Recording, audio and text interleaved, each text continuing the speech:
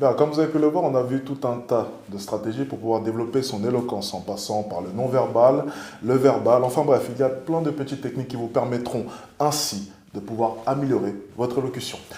Bien sûr, depuis tout à l'heure, je suis en train de parler et vous vous dites sûrement qu'il y a une chose qui cloche. Ton style vestimentaire. Mon style vestimentaire, forcément. Il y a une chose qui est primordiale, c'est d'accompagner ces mots, certes, avec des gestes, mais aussi avec une tenue qui est quand même présentable, entre guillemets. Il est vrai qu'il est assez paradoxal de me voir habillé comme cela et de m'entendre parler comme cela, n'est-ce pas? Ce n'est pas du Oui. tout moi.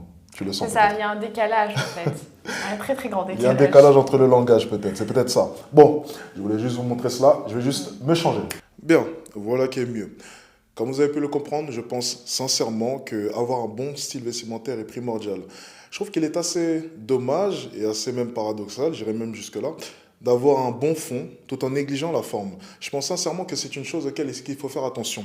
Durant un cours de cette formation, auquel est-ce que tu n'as pas assisté, j'ai dit, et je le maintiens, que 65% d'une conversation se fait de manière non verbale.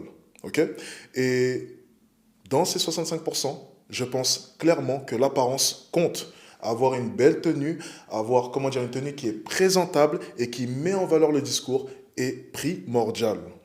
Oui, exactement. Et pour rebondir sur ce que tu dis, en général, il faut éviter les couleurs un peu disparates. Il faut être sur un maximum de 3 couleurs différentes. Voilà.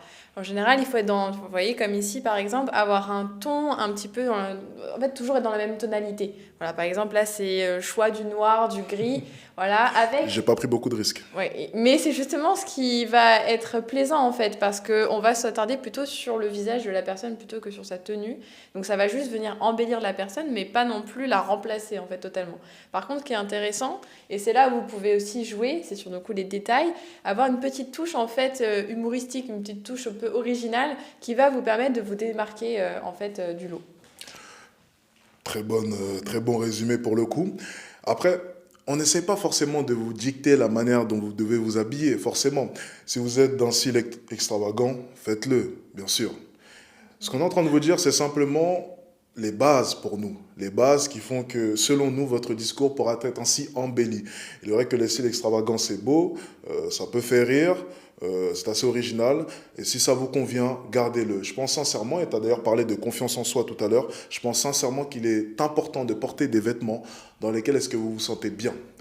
J'ai déjà vu des abonnés à moi qui sont venus me voir et qui m'ont dit, alors c'est bien beau, tu t'habilles bien, mais est-ce que tu prends du plaisir à t'habiller? Est-ce que cela te convient? Est-ce que cela te va? Alors, pour ma part, je suis le style de personne qui s'habille pour s'habiller. Clairement, si je pouvais me promener tout nu dans la rue, je le ferais sûrement, ok? Je m'habille pour m'habiller et donc porter des couleurs assez ternes et basiques pour limiter le fashion faux pas, comme on peut le dire, cela me va complètement. Je reste donc sur des tonalités assez basiques, noir, gris, une petite touche de gris clair, 3 couleurs maximum. Je limite ainsi les fashion faux pas, comme on peut le dire. Oui, et puis en fait, l'idée aussi, c'est de vous habiller avec des tenues qui vous ressemblent en fait. Donc l'idée, c'est de trouver aussi son style vestimentaire en fait. Donc là, comme tu l'as dit très justement, on vous donne des petits tips pour en fait mettre un peu tout le monde d'accord. Mais vous pouvez tout à fait après avoir votre marque de fabrique et être du coup l'original dans l'originalité en fait. Exactement, exactement. Et puis, il faut arrêter d'être idéaliste, il faut arrêter de s'imaginer certaines choses. Oui, au jour d'aujourd'hui, l'apparence est primordiale pour, allez, un petit pourcentage comme ça, 70-80% des gens, en étant même très gentils. Je pense sincèrement, pour la grande majorité des gens, on aime bien parler de majorité, n'est-ce pas? Pour la grande majorité des gens, le style vestimentaire, l'apparence, c'est primordial. Par exemple, c'est tout simple. Là, actuellement, j'ai fait un faux pas. Je ne me suis pas coiffé les cheveux. Alors, vous l'avez peut-être pas remarqué, mais c'est un détail qui a son sens. Car croyez-moi, si je m'étais coiffé, j'aurais dégagé peut-être autre chose, n'est-ce pas? C'est ça, oui c'est vrai, oui c'est vrai. Après voilà, là on est, bon pour ton cas, on va pas forcément remarquer la différence quand t'es coiffé ou pas coiffé. Et pour, Je suis pas d'accord, on peut le remarquer. Mais c'est vrai que effectivement, si vous faites attention même à votre chevelure, en fait, ça va dénoter aussi quelque chose chez vous qui va dire en fait, je fais attention à moi en fait. Exactement. Je prends soin de moi et ça, c'est une qualité qui va être attirante tout simplement chez le sexe opposé si vous êtes. Je suis d'accord, tu vois, et c'est assez drôle parce qu'il y a une phrase qui m'avait marqué à l'époque, c'était L'intérieur de ta voiture définit généralement l'intérieur de chez toi. Très vrai. C'était une des phrases qu'on me sortait lorsque j'avais une voiture, tout simplement, et elle était toujours très, très nickel. Et c'est vrai que la plupart des gens me disaient ça. T'en penses quoi? Oui, et dans la même idée, c'est aussi votre maison, votre chambre ressemble à votre vie. Donc c'est vrai que la façon dont vous tenez vos affaires, la façon dont vous tenez donc vos tenues vestimentaires, vos vêtements, votre façon de vous habiller, etc., ça va montrer en fait comment vous tenez votre vie, en fait, quelle image finalement vous voulez montrer aux autres de votre vie. Je suis totalement d'accord et je trouve que la plupart des gens négligent ce genre de points. Par exemple, le simple fait de pouvoir travailler dans une salle qui est très bien ordonnée, propre, forcément ça ordonne aussi vos idées en quelque sorte. Et avoir un setup, un bureau qui est présentable, ça donne envie de créer, ça donne envie d'innover. Et c'est pareil pour les vêtements. Je pense sincèrement que vous négligez l'importance de porter des vêtements dans lesquels est-ce que vous vous sentez bien. Rappelez-vous. Je pense sincèrement que vous négligez cela. Et j'ai d'ailleurs cité dans les premiers chapitres une étude qui démontre que les personnes portant des t-shirts de super-héros se sentent beaucoup plus en confiance. Tu vois, c'est drôle. Mais même un vêtement peut avoir une influence positive, oui, une influence positive sur le mental d'une personne. Et c'est pareil pour moi et je le vis au quotidien. Lorsque je suis en costume, ma confiance est à un niveau mais stratosphérique. Et lorsque je porte par exemple un jogging comme tout à l'heure, je me fais un peu plus petit. Je me sens un peu moins, comment dire, imposant, peut-être classe, je ne sais pas. En tout cas, ça influe sur mon mental. Et c'est d'ailleurs pour ça que j'ai couru pour aller me changer. Oui, exactement. En fait, c'est comme un peu du théâtre finalement. Moi, j'ai rebondi un peu par rapport à ça vis-à-vis de mon expérience. En fait, ce qui m'a appris le théâtre, c'est que finalement, les gens ne vous jugeront jamais pour ce que vous êtes, mais pour le rôle que vous jouez. Donc en fait, à partir de là, vous pouvez être qui vous voulez. Et donc dans la tenue vestimentaire, les gens vont avoir une image de vous, mais c'est l'image que vous voulez dégager finalement. Exactement. Donc vous pouvez tout à fait choisir en fait de montrer ce que vous voulez de vous-même. Si vous voulez faire l'homme charismatique, allez-y, mettez-vous en costard, montrez-vous. Si par contre vous voulez passer plus inaperçu, bon voilà, on va aller sur les jogging basket.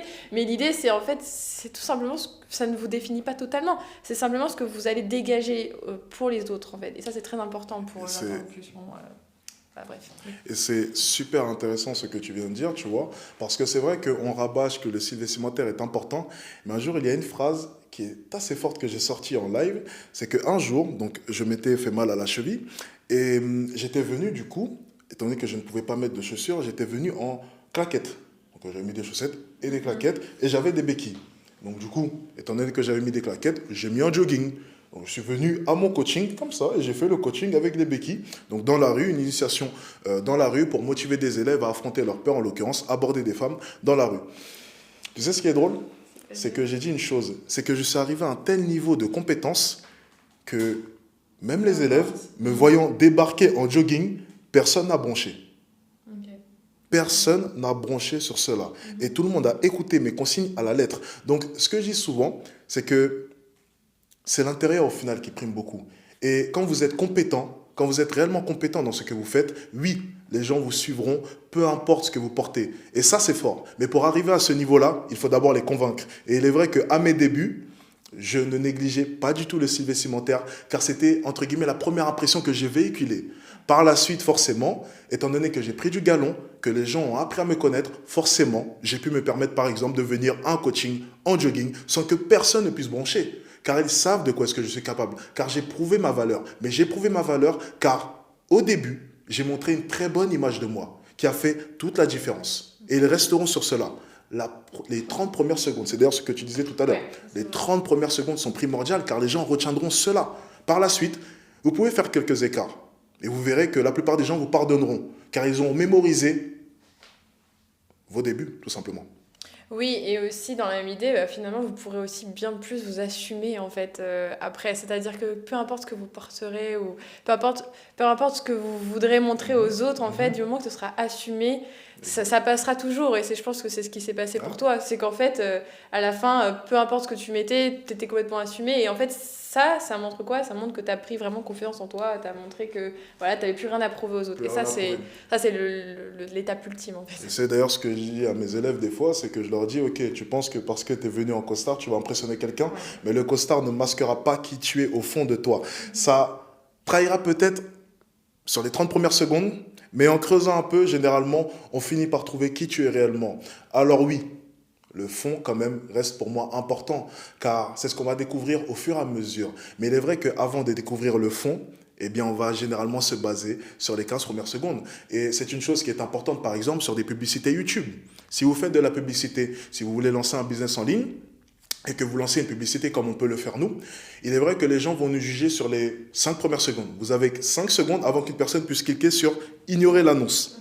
5 secondes, c'est court. Et il est vrai que dans ces moments-là, ça sera la première impression. En fait, sur 5 secondes, les gens vont juger à votre manière de parler, à votre accroche, à votre style vestimentaire, à l'environnement qui est derrière vous, si il est bon ou non, et s'il est préférable ou non de skipper ou de continuer votre vidéo, votre publicité. Et on comprend donc que ce soit dans le business ou dans les relations sociales, dans les relations amoureuses, les premières secondes et le style vestimentaire en l'occurrence, et resteront, je pense, primordiales.